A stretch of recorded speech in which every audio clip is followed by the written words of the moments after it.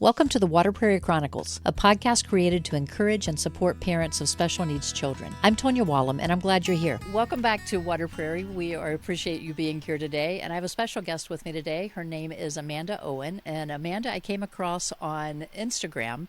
I was pretty impressed with what she's doing. It seems like every time I log in, I see something else that she's involved in. So I'm looking forward to getting to know her better today and introducing her to you.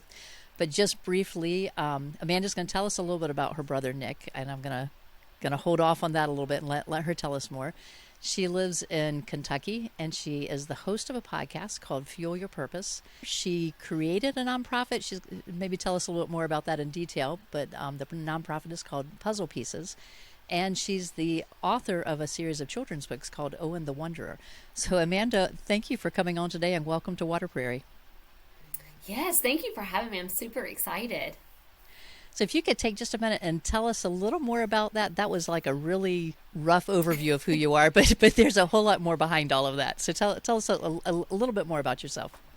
Yeah, so, I think that when people ask, especially women, about who they are, they tend to start to say, like, I'm a mom, I'm a wife, I'm a nonprofit, I'm a founder, I'm an author, I'm all of these things, but yet I forget to say, like, I'm Amanda, right? And so that's really the passion behind the platform Pieces of Me by Amanda, is because I have so many different pieces and layers to me, and most people knew me as Nick's sister, Amanda, and I think that that's where kind of my journey started. I'm a sibling to a brother with a very rare disability.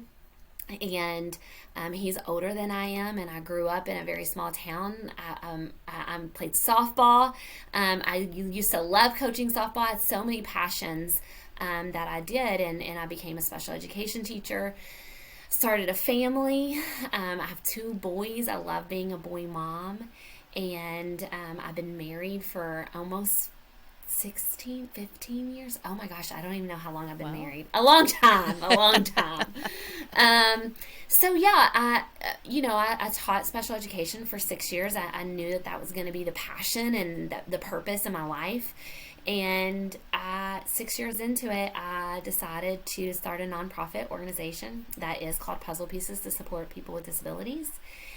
And since then, that was 10, almost 11 years ago now, and Wow. Life has taken different, God just has led me on different paths to live out a purpose, to honor His gifts that He has given me. So I know that that's a lot of bio. Like, when I send my bio, I'm almost embarrassed because I'm like, oh, can a person really do all of these things? And like, I'm trying to figure out how to do all of those things, and they're not check boxes for me. It's just honestly going through the doors in which God opens, and I'm just very blessed to be able to live in life on purpose and figure out my purpose early in life, and everything's aligned to that. So yeah, that's a little bit about me. That's great.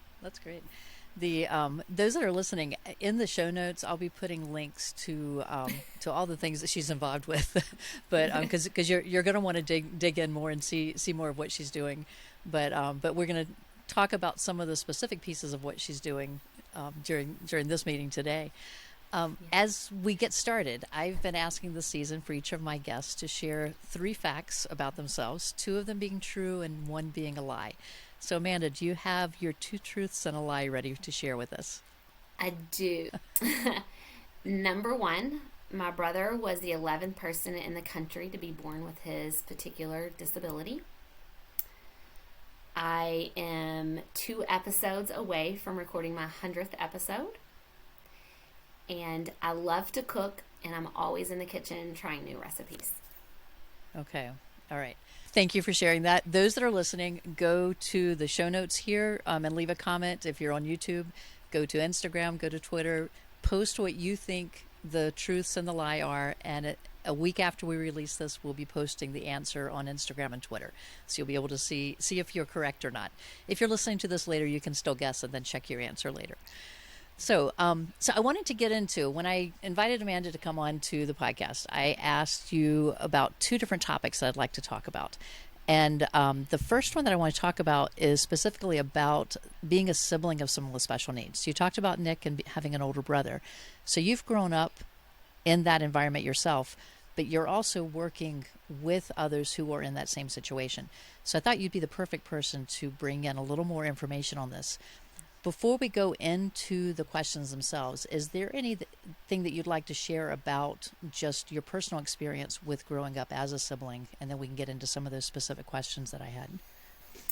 Yeah, I mean, honestly, I coach a lot of mamas now on the perspective or from the perspective of a sibling, because I think that I didn't know then what I do know now as an adult, and I don't think that I really understood the emotional impact that having and growing up with a brother with a disability had on my life. Whether that was good or bad, it did it made me who I am, and I didn't realize or was able to put language or understanding to those emotions or to the significance of that impact until I was an adult processing that.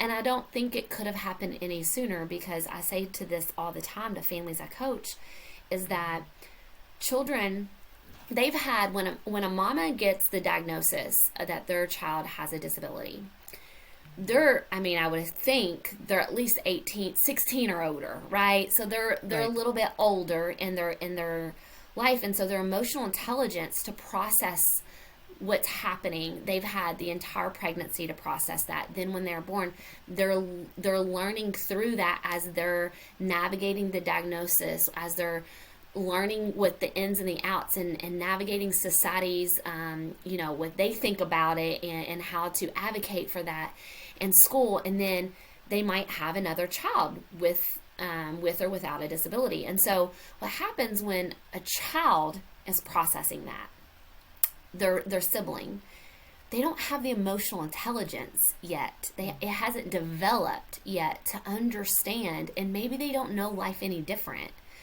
But probably some of the same emotions that a parent would go through, the sibling is going through, but they don't know what to do with those feelings, and they definitely do not know how to share those very well.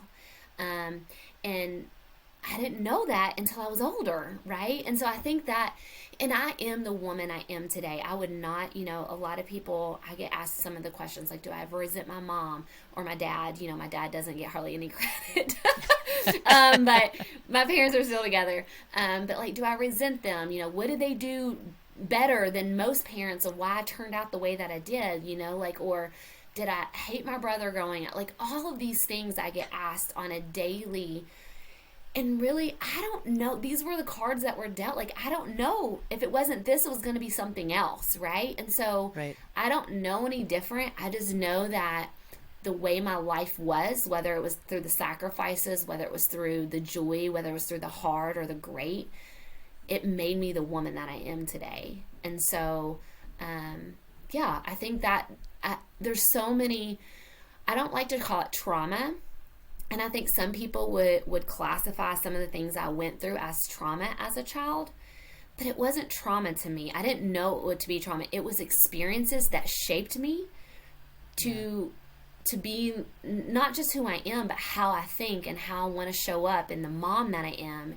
I think that I've learned a lot from that, and now I'm able to have a platform to be able to share that and cast light to that, because siblings, as much as being a parent to a child with a disability is very isolating, sometimes being the sibling can be very isolating, and we don't have the support like a parent would. And so we just, I don't know, that I spend all my time there. But really, that's not even my passion. It just happened. It's God's purpose for me to connect with other siblings, because I'm going to be a future caretaker for my brother, and I know that. I don't know if that's a loaded answer, but that's kind of it was good. Well, and I think you bring out an important part that our kids who are growing up as typically developing children who have a sibling with a special need or a disability, they don't know life any differently than what they know. And so, and I think that's kind of what you're saying there. Your life was what it was. You don't have a comparison with that. You may have had a girlfriend that you spent time with and saw their family was different, but every family's different. So that may not have made a difference there either. My kids joked, they were some of the first couple of interviews that I did. We were kind of practicing on the family first before we had guests off site. My son talked about being the sibling at first, because my daughter was older, she's visually impaired, so hers was cut and dry from day one. We knew there was something going on. So he was always the one who kind of took the back seat for a while until his disability started creeping up as he got older.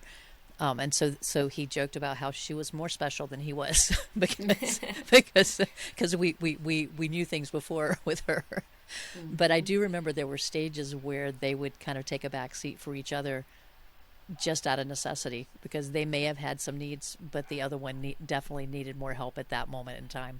And as a parent, I appreciated the fact that they were able to do that, because I don't know if I could have split myself to focus both directions at the same time.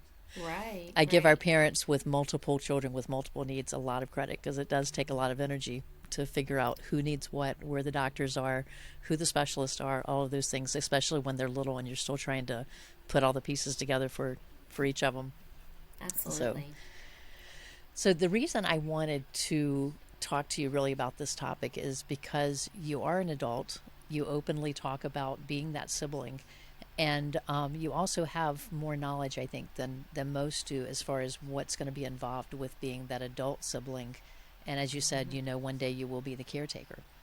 And so that's why I wanted to talk a little bit more specifically with you about this, because I felt like you'd be able to bring to us a little more information than some of my other guests that I've spoken with. So one of the questions I wanted to ask you was, how can, as a sibling, thinking more of that older child, younger adult maybe range, how can siblings be involved in the care of their brother or sister and decision making without stepping on their parents or the legal guardians at that, like before they're officially in that role of being a guardian or a caretaker? How can they still be involved, knowing that one day that is going to be their responsibility? Well, I think I can answer this in two different ways. I'm always, because I coach it in two different ways. I just spoke to a little girl, actually. I went to a school and spoke to a sibling who is trying to be mom, and she's in fourth grade. And she is trying, and she wants to help. That's primarily what happens is we want to help because we see the struggle. We see the struggle more so that we're not trying to help our sibling. We're trying to almost help our parents, because we see them not struggle. And I don't want to use that term loosely, but we see sometimes what they have to navigate, and we just want to be able to offer help, because maybe if we do help, if we do step in, then maybe they'll be able to see us, or maybe they'll think that, that's how I get to spend time with my mom and my dad. And so I navigate a lot of kids, teenage, middle schoolers, through, you don't have to be that now. And I think that sometimes we overly worry about the future, so we're almost too much involved, and so we forget about how to be the sister or the brother.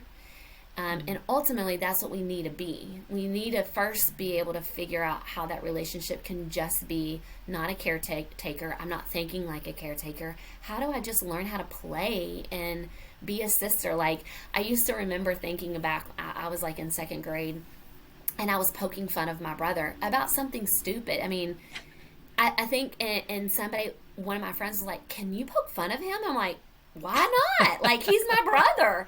And they're like, right.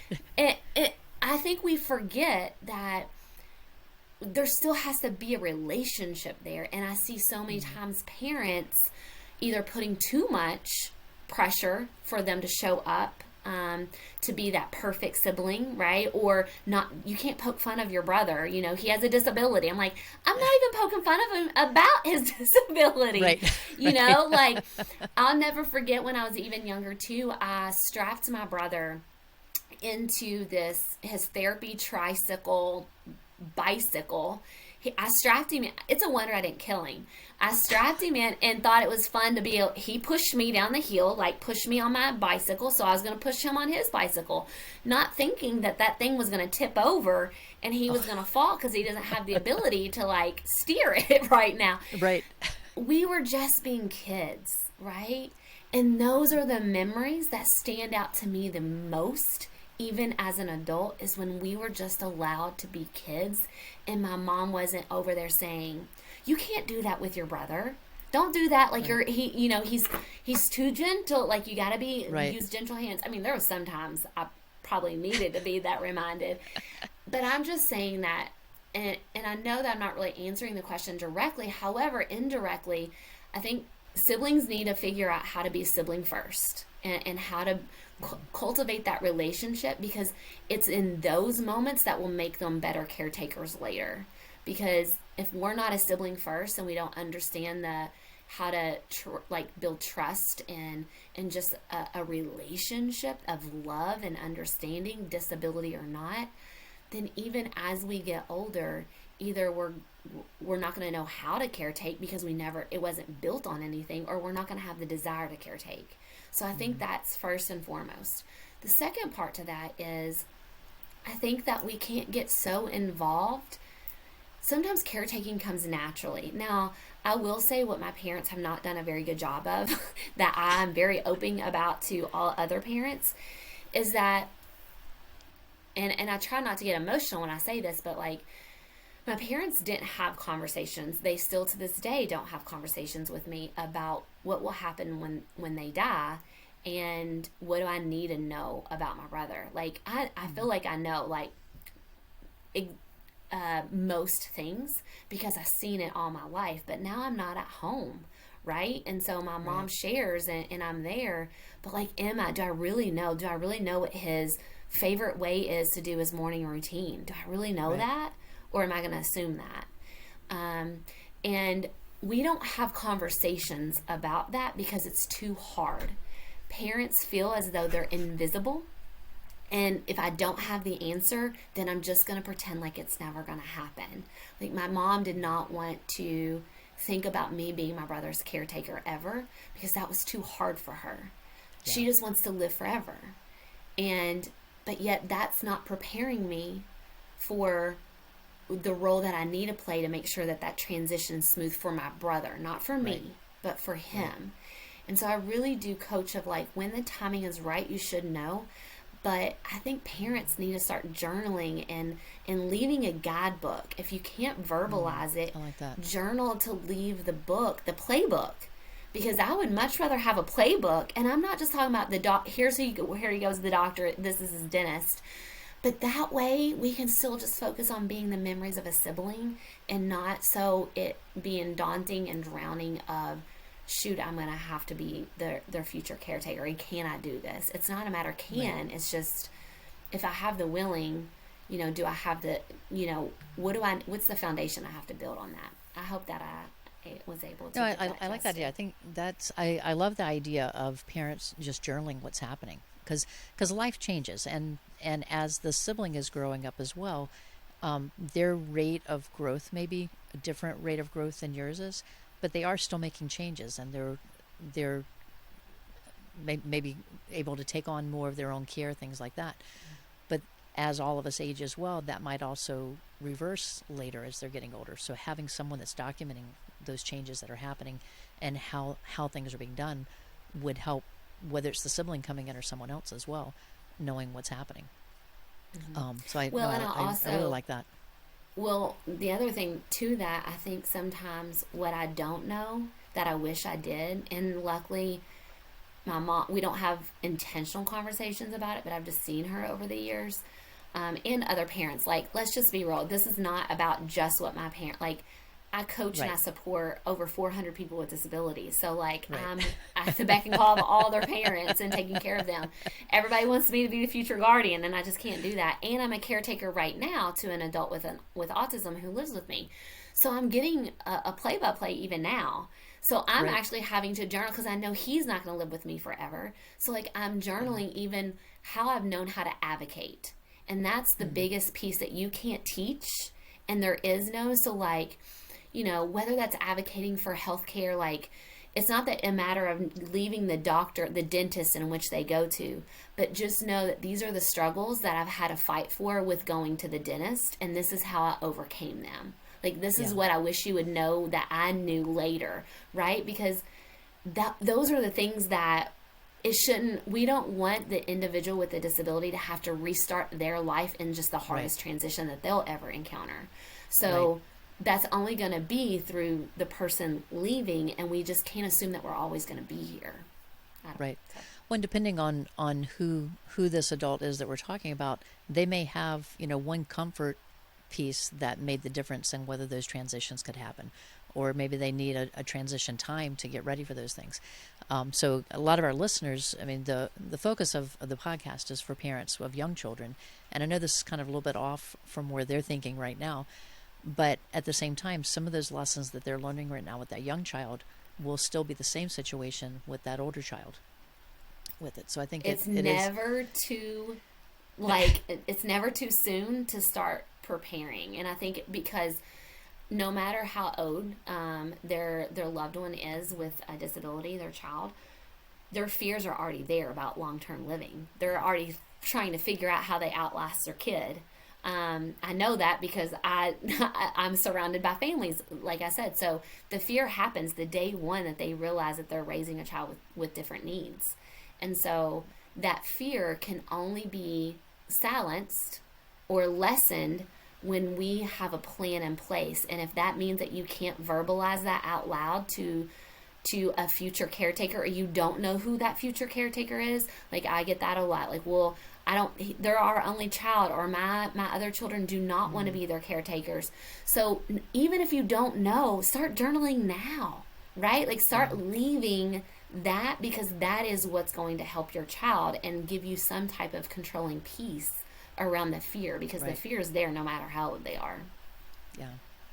Well, and these are important conversations. I think they are hard to have. No different than having that same conversation with our parents as they're getting older too. We're going to have, part of life is having these types of conversations.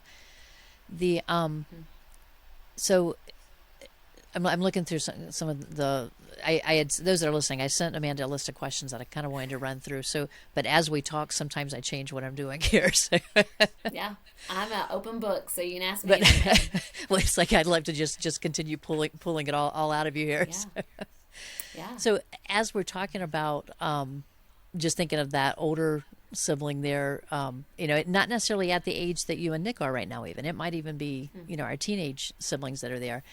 But how can a sibling help support and encourage independence for their sibling? Like, are there any stories that you can think of from when? Because Nick is how much older than you? He's 3 years older than I am. 3 years older than you are. So you would 40. Have been high school age, similar. Mm-hmm. He's 41, and I'm okay. Almost being 39. Oh, she's a you're just a child. I'm having a hard time. Yeah, I'm having a hard time with that. But just thinking back, like when you were in high school, maybe, or even your early 20s, were there ways that you were able to help him have independence and all without maybe doing everything for him, or is that? Am I even making sense with that question? Yeah. No. Yes. I think that the unique thing about siblings is we have a different approach than our parents. And so I do believe we need to lean into that. And luckily my parents always allowed me the freedom to be able to be not only the sister, but to try things, to like teach, to guide. I knew when I was 5 years old, I told my mom I wanted to be a special education teacher so I could teach. Wow. Students like my brother, because I saw what he didn't have. So I was always trial and erroring anything with my, like if he, I'll never forget, I was making pizza and he wanted to help, and I really kind of sometimes hated the idea of him helping me. So like I always be like, no, you're not gonna help me, but you can make your own. Like I think that happened naturally. It was never forced. And I know that that's really hard sometimes, especially when we talk about autism. And my brother had a very unique a disability. And his cognitive and how he approached things are definitely different. So this is not all encompassing, but you can take nuggets from it, because I do work with a lot of siblings that struggle more with that parallel coaching or the parallel modeling in reference to someone that maybe have level 3 or towards level 1 autism. And so I think that it does maybe look a little bit different. However, modeling is the best thing that siblings can do. And so I think we all, society as a whole, and probably this is what I do most in advocacy, is just kind of like the pizza thing. My mom would not let him do that. I know she wouldn't, because he would make a mess. It would probably come out raw. And, like the toppings would be halfway on or halfway off. Who knows? But I'm using that as an example is because sometimes we want those with intellectual disabilities not to fail. And that's the one approach that I didn't do as a sibling, and I still don't do even as a provider and a teacher, is I'm setting them up not to fail. But all of us, every human out there, we learn through sometimes our experiences of not getting it right. And so I was given the freedom, and that's what I really would challenge is, let's not set them up for, and let's mom and dad to kind of like, whoop, like, bite their tongue to see what happens, when that relationship comes naturally and not forcing it. And so what if they would do it a little bit different than you do, or challenge them in a different way, see where it goes, let them fall, let them fail. You can undo anything, and that there's so much time in today's society. Like, we have so much time to undo what we think is harming. I mean, certain things, right? But when it's talking about like teaching and modeling, and sometimes parallel model is the best way to do life. And so those are some of those examples of, I'm not trying to promote. I didn't ever look at it as promoting independence. I never looked at a strategy like we talk as parents, because we're so conditioned to a kid don't understand that. Don't teach them how to have a certain strategy of a first and then. Don't tell them that's a strategy.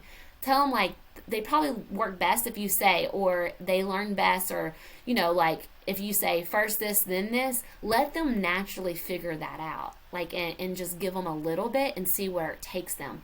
Because most of the time, siblings can motivate their loved one way different than anybody else can. But also don't put that pressure. So I'm going to say that, like, I'll never forget when my brother and I were in the same elementary school, because we were close in age. And again, remember, this is before ADA was a law. Right. He went through schooling that were very backwards thinking. And so I don't remember how many times, but it became a major issue is when my mom started to advocate to get Nick put into a school that was more equipped to supporting Nick's needs, because the teachers did not know how to handle him or support him. And so guess who was getting pulled out of class so that way I could support him? It was me. I was getting pulled.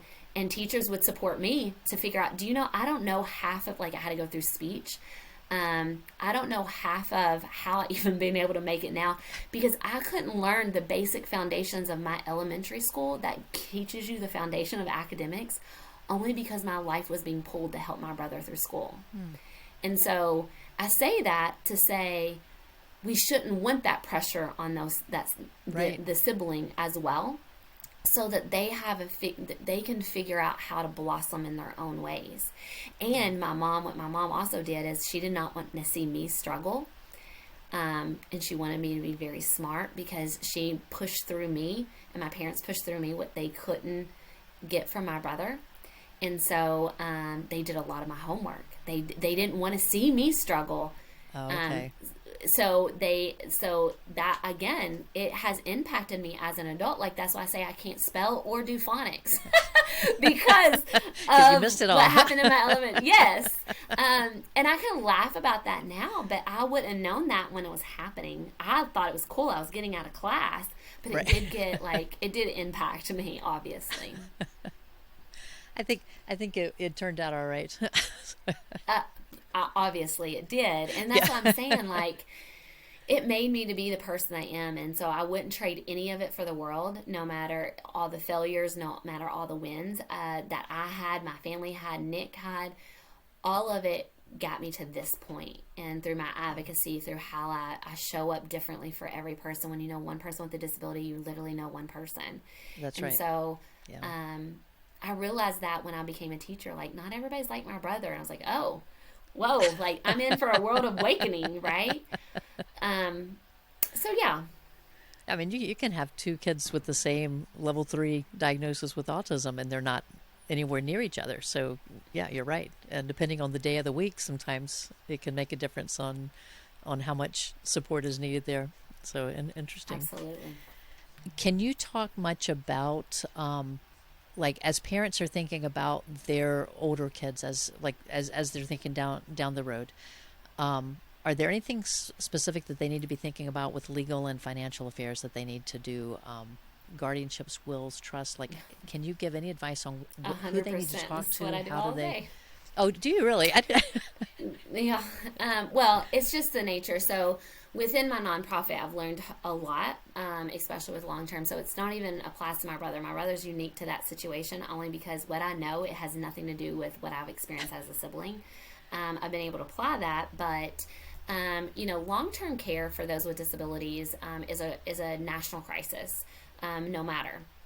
And we are really and especially where I live in the state of Kentucky, it's more so of a crisis than anything else. There's not enough resources, and I don't know how much this applies to all states, and I'm trying to learn that now because I am an advocate across the United States. But in the state of Kentucky, there for a while, if you had a certain waiver program, and they pay, like Medicaid waiver, and they paid for services or residential, an individual couldn't have more than $2,000 to their name, right, which financially impacts them to be able, if you died and you left not knowing any better, and you left half of your money, half of your house, half of the land to all of your kids, like if you divided it up, that money, like, they would lose some of their resources in their waiver because that's assets that they can't have.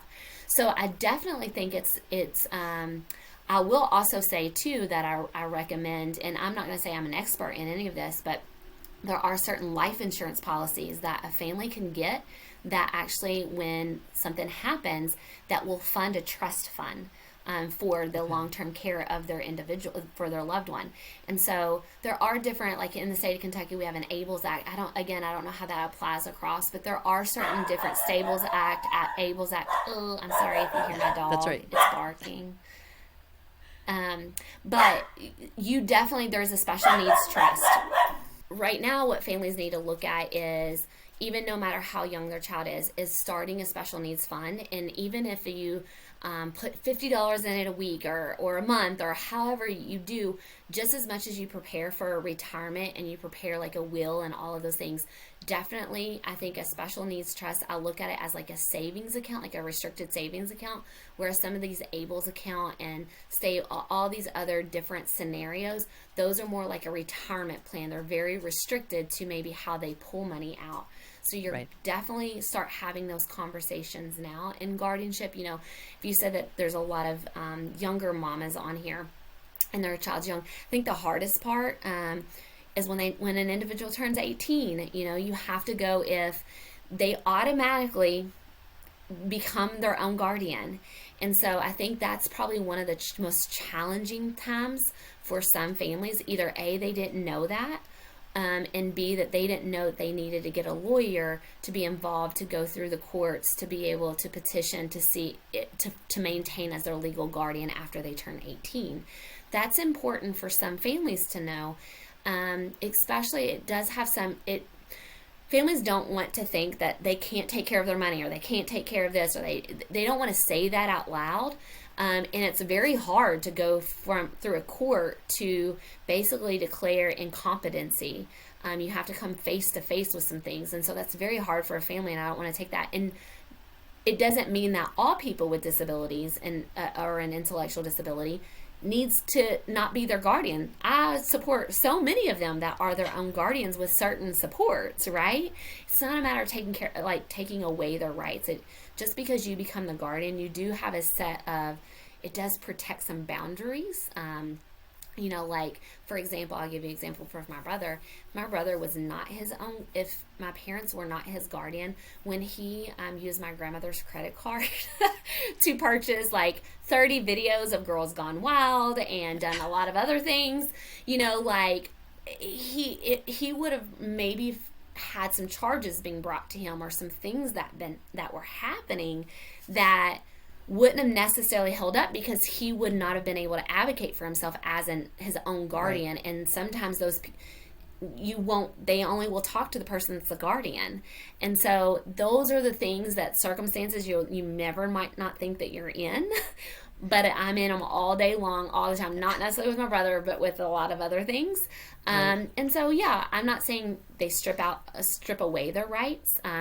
Individuals with disabilities still have the right to vote, open their mail. Like, all these things still happen, even though they're not their guardian. But you do need to understand, as they start to approach 18, of where you stand on that and what needs to. And there's part guardianship. Like, you can just be over money and process their SSI money and things like that. It doesn't have to be full incompetency in all areas. They could just be the payee and the structural within their money that they receive. And just so that if you don't have guardianship, if you go and apply for guardianship and you are the legal guardian to your adult child with a disability, and you don't have that set up in their will, in your living will, as to who you're leaving guardianship to, and you haven't declared that within your will, and maybe they don't have a sibling, or even right now, if I wasn't declared in their will as the guardianship, and that was going to transition over, if my parents were to die in a car accident tomorrow, it would be held up. He would have to go to state guardianship, and it would be held up for a while if it's not declared in the will. I would have to fight a lot of things I shouldn't have to be fighting if those are not really spelled out, to understand what that. So that's why it's so important to have that spelled out into a will as well. Sorry, it's a loaded question. Yeah. So in the event that were to happen where no one's there, so they would automatically go to state guardianship. How long would they stay in that situation if there is no one to be found? Or is that where it would stay forever? If there's no one to be found, that's where it'll stay forever. State guardianship. Okay. If when they were 18 or whenever it happened, if they are deemed as incompetent and a guardian, then state guardianship will be applied to that to take care of and make the decisions based on their needs and care. Okay, so that's not what you want to have, but so an important time. So at 18 is when that would have to happen. How soon before their 18th birthday should a parent start looking at starting the process? I would say probably 6 months before they're 18. Now, If you would ask me this during COVID, I would have said probably 2 years. If I knew COVID was going to happen, I would have prepared for them a lot sooner. But that delayed a lot of scenarios in our world. So, yeah, I would say probably 6 months of just making sure that you reach out to a lawyer and making, there's expense involved. And unfortunately, you just have to do that, or, it complicates the things. It's really just to protect your loved one. And I know you're not a financial advisor or an attorney that's coming into this, but you've had some experience, so we're just pulling from this. So this is not professional advice in any way from either of us here. But so you would need an attorney that you're working with there. The financial piece too as well, if they went to a financial advisor, I highly recommend for you to do homework in reference to not every insurance agency that's going to sell you a life insurance policy, or an attorney or a financial advisor is equipped to giving you knowledge as their expertise in reference to special needs trust, or what you should do with your loved one, how to help you to manage that. So there's a ton out there. Luckily, in my hometown, I have several, because somehow, some shape or form, somebody was impacted by a disability, and so they were passionate within that. And so I've connected, and there's a lot that have reached out to me. So they're there. You just have to make sure that you're plugging in. I think sometimes parents just wait too late to do the homework, and it's already too late. Like, I'm working with a family right now, and they're in their 80s, and they're just now having this conversation. I'm like, whoa, Wow. like, what Wow. happened when you were in your 40s? Why are we not having this conversation? So Right. I've just been pulled in a lot of bad situations. Probably in the last 8 years, like in the last 8 years of navigating some of this long-term care, that families just, they don't know their options, and there's information that's out there. They don't know they need to know. So I say, Right. even if your kiddo's 3 years old right now, it's not going to hurt you to understand and kind of have like that vision map of what you kind of need to do when you do it. Because so many families are in survival mode. Like, if I can just make it till tomorrow, I'm good. If I just Right. make it, we tend to think of it as either milestones, as ages, or seasons of life. Like, we're just making it to the next milestone, to the next grade, to the next age. And I think that is important to get through. And I'm not saying that you have to like have it all figured out, but just get yourself in the know. Don't not be in the know and then wait too late and wish that you had. So we had talked about the ABLE accounts, and those funds are specific in what they can be spent on, but those, I believe, could be used to help pay for those fees that you need to be able to get that put into place. And we did, for those that are not familiar with the ABLE accounts, we did do a segment on this a few weeks back. So look back through and you'll be able to see how to connect to the nationwide account through there. We just specifically talked about the North Carolina ABLE accounts, but it doesn't matter which state you're in. If your state doesn't have one, you can plug into one for another state. So it's a federal program. And just another nugget of advice: if you are, spell out in your will as well of who is the executive estate over the ABLE's account. Like, who's going to be that, if it's not going to be the guardian, who's going to have that. We just had 2 situations where an individual went and lived with a provider. So like, they were in long-term, like a group home, living with a provider, and that's what we do as well. And the guardian signed over the provider to manage the ABLE account, like to manage their account. Well, that provider filed bankruptcy. Like, they're a business. They filed bankruptcy, but they just assume they'll be here forever, right? And so they have not had access to their money in almost 2 years. Well, since COVID, because the bankruptcy happened during COVID. Oh, So okay. so I would just make sure that you know that ABLE's account and who you leave it to, and like who, just because they might be in a home or a situation, still have someone on the outside. And I'm saying that as a provider, because I'm a payee to a lot of people. Don't leave that as a responsibility to us, because you never know what the future may hold for them. Right. Good information here. We were talking about Nick earlier, and your mom had to advocate for some of his needs. Have you been in a situation where you felt like you needed to advocate for him as well? Not Nick, not yet. My mom won't let me. My mom and I are exactly alike. I used to hate that, but now I love that. There's never been a point. Now, my mom will call me and ask me, now that I'm in the position I am. She hates that. So she doesn't want to ask for help. We have this thing where we don't like to ask for help. But I haven't had to do that for my brother. But there has been a lot of advocacy, as you know, and I know that we're going to talk about this later, but, within my nonprofit, a lot of what we do is some of it is long-term care. And I just never realized, I think it opened my eyes to some of the exposure of what my mom have had to advocate throughout the years.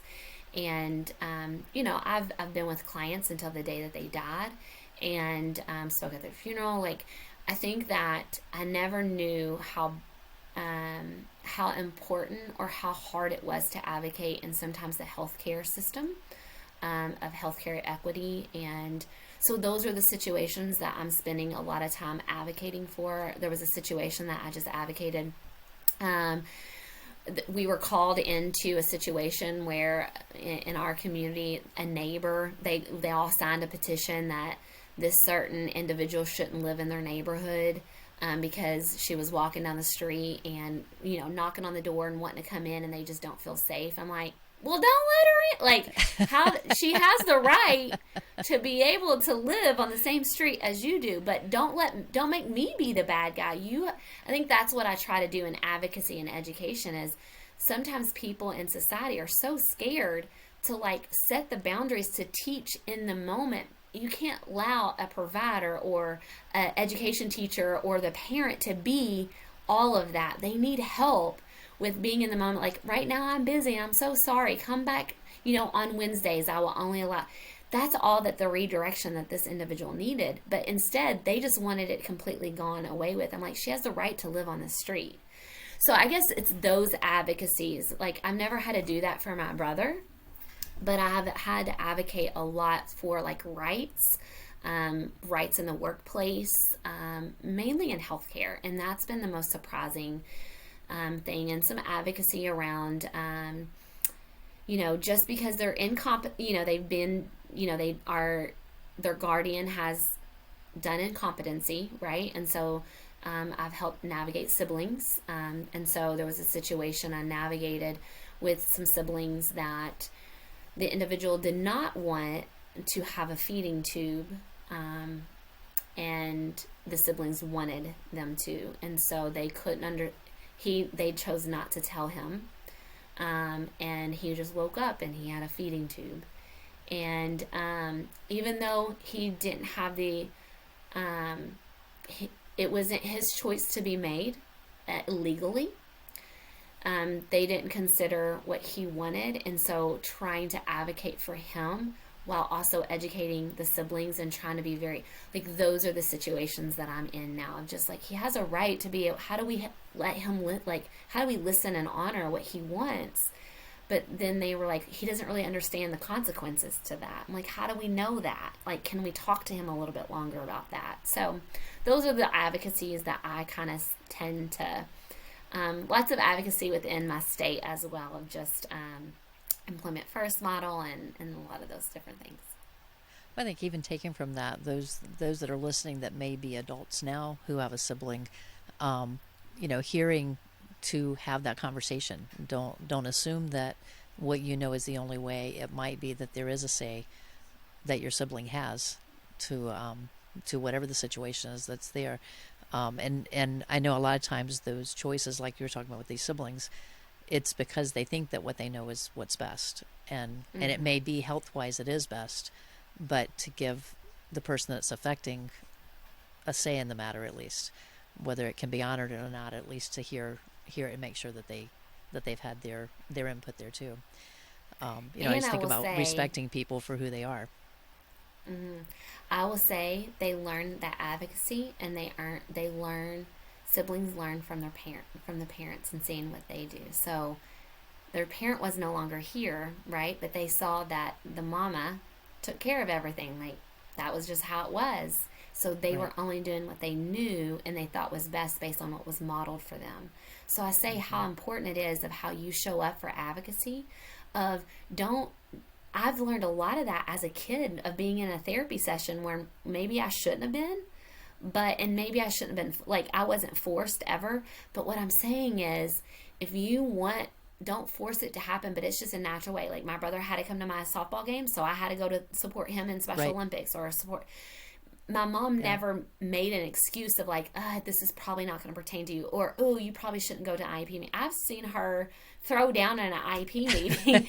And I remember now as a teacher, I'm like, why was she having to fight so hard in an IEP meeting? What did that teacher not understand? So again, what I saw as a kid allowed me, sometimes I don't think parents want to expose the other children, or don't think they're ready, or don't want to burden them. But really, that's how we learn for the future of that advocacy. I'm not saying push it on it or make it a requirement. There's a far stretch. But, like, stay in the middle, right? Like, let it happen naturally, but it really does need to happen. Don't feel like you're going to be, your child's going to be resentful or resent you for forcing them to go to an IEP meeting once a year. Right, right. You know, and I wasn't given an iPad. Like, I wish I had an iPad back or a phone to play on. I wasn't given that. I was probably given a coloring book, right, or a Right. crossword puzzle, to. And I really wasn't listening. I wasn't even pertaining, but obviously I do remember so much that I Yeah. didn't realize I remembered, and it impacted me as an adult. So just don't exclude them from all the angles that you think that they're just not ready, because they need to be ready. Right. Right. Is there any major advice that you would give that we haven't touched on here? No, I don't think, I just think don't overcomplicate it. Just live life. I think so many times where I see families exclude, but not intentionally, just kind of like what I mentioned. But like some of the times that I talk with siblings the most in a protected way, I do a lot of sib talks, but it's really when they just feel like they are living on the outside of their family. Maybe their parent. And I don't say that this shouldn't happen. So please understand, I didn't grow up, and maybe I would think differently. I didn't grow up when there was social media. So like my mom couldn't have a Nick story page, right? And it was Right. all about Right. Nick. So I think when we're talking about advocacy and we're talking about sharing our story, I think that's so important. It's so important. But don't let the sibling be the outsider looking in at how their family's Right. running. That's probably what I see in counsel the most, in of like, we're the last to know, because what we think the parents are thinking they're protecting, but you probably don't realize how much we hear and how much we know because we're just watching. So try to figure out a way to include us. And probably the one thing that impacted my entire life, that I really encourage families for multiple kiddos, is let them be them and find an outlet. And it doesn't have to be forced. So, like, luckily I got in softball, and couldn't both of my parents come all the time? No.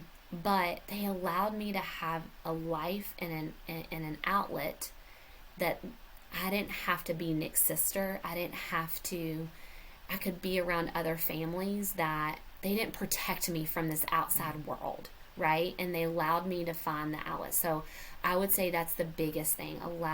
Find your kid an outlet that doesn't have to be, don't think of it like, I don't have time, or there's, how do we manage? You'll figure it out. A village will happen for the other loved one, just as much as you build a village around the individual with the disability.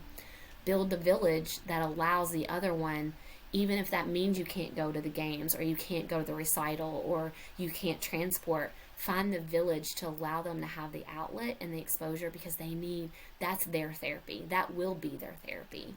But don't exclude them from a life just out of protection, because they need to be involved in that life.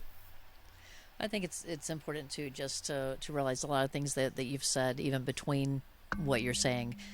You were allowed to just be a kid. You were there. You were part of the family. It wasn't that it was Nick's family and you were just there, or your family and Nick was just there. You both were kids in that family.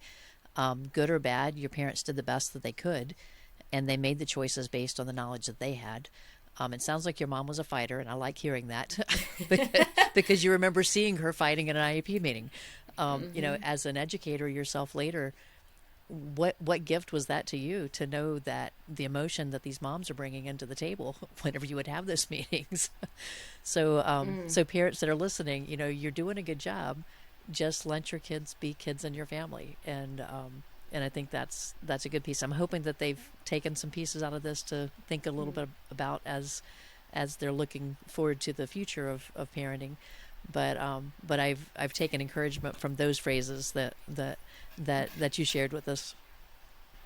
Well, and you said fighter. I will say this one story, and I didn't think about it before. I actually write about it. So, I have an ebook that I wrote about the emotional impact of being a sibling to a brother with a disability. And, anyways, you can find it's on Amazon or whatever. It's an ebook, but I think I Okay. write about it in there.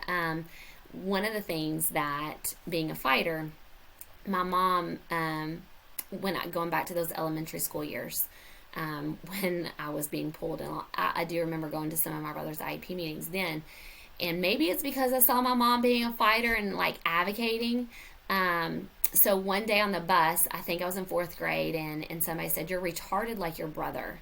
And I punched him. Like, I pulled him over the seat and punched him. I fought him. I fought him. I'll never forget that. And a lot of those things over the years have happened. And I had somebody one day tell me, because I've always saw my mom be the fighter, like the voice. And I'm just lying here like I'm very powerful in my voice. But what I try to help families to understand and advocate is that we can't fight the world in one situation. Like that one word that one kid said, or that one situation. We can't fight that's why it was so powerful. I wasn't really kind of fighting the kid. I really wasn't. I was fighting the world of how they viewed my brother just based on what this one kid said. And I let it. Now, my mom did take me shopping and rewarded me whenever I was suspended from school for 3 days. Because she was like, you advocated for your brother. Yeah. But then she also had to say, you don't have to do that. Like, that doesn't have to be your fight. So I think you have to play on that fence of like when you fight and when you don't fight. And you don't have to literally fight with your fists. I learned that when I was in elementary school. But sometimes our voice we're very defensive because we are fighting the society in some of the situations we're in. So yeah. Join us next week for the rest of my conversation with Amanda. We'll talk more about her experiences, the book she's written to help support children with disabilities and spread awareness and acceptance, and her work with their nonprofit, Puzzle Pieces. This podcast is made possible by support from our listeners. If you want to help offset the cost of producing the Water Prairie Chronicles, become a supporter at buymeacoffee.com/waterprairie. You've been listening to the Water Prairie Chronicles, a podcast created to encourage and support parents of special needs children. If you found value in this episode, leave a review on Apple Podcasts to help us reach more listeners. I'm glad you were able to join us today and hope to see you back next week for another episode of the Water Prairie Chronicles.